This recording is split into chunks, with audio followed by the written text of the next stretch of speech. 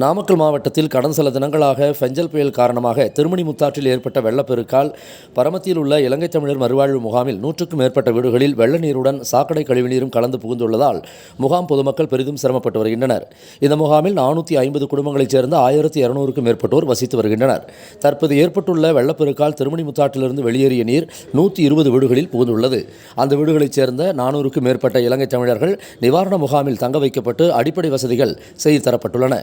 இந்த நிலையில் பரமத்தி இலங்கை தமிழர் மறுவாழ்வு முகாமில் வசித்து வரும் பொதுமக்கள் அடிக்கடி இதுபோன்ற இயற்கை இடர்பாடுகளால் தாங்கள் பாதிக்கப்பட்டு வருவதாகவும் தங்களுக்கு தமிழ்நாடு அரசு தனித்தனியாக குடியிருப்பு வீடுகள் கட்டித்தர வேண்டும் என்றும் கோரிக்கை விடுத்துள்ளனர்.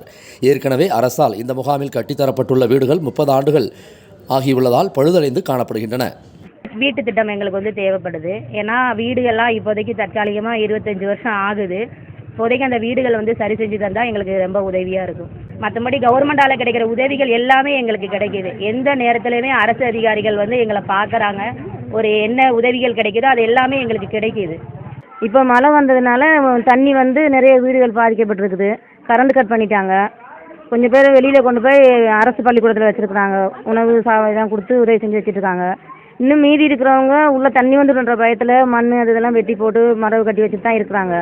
அது இல்லாமல் பொழுதுபோட்ட நேரங்களில் பாம்பெல்லாம் நிறைய வீட்டுக்குள்ள வருது. விஷ பாம்புகள் வருது.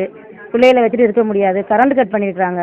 பல ஊர்களில் இருந்து வந்திருக்கோம் சார். எங்களை வவுனியா, மன்னார் மாவட்டம் வந்திருக்கோம். நம்மளால நிறைய இடங்கள்ல இருந்து தான் வந்திருக்கோம். இது குறித்து நாமக்கல் மாவட்ட நிர்வாகத்திடம் நாம் கேட்டபோது பரமத்தி இலங்கை தமிழர் மறுவாழ்வு முகாமில் வசிப்பவர்களுக்கு வீடுகள் கட்டித்தர தமிழ்நாடு அரசுக்கு கருத்துரு அனுப்பப்பட்டுள்ளதாகவும் அரசின் அனுமதி கிடைத்தவுடன் வீடுகள் கட்டித்தரப்படும் என்றும் தெரிவித்தனர்.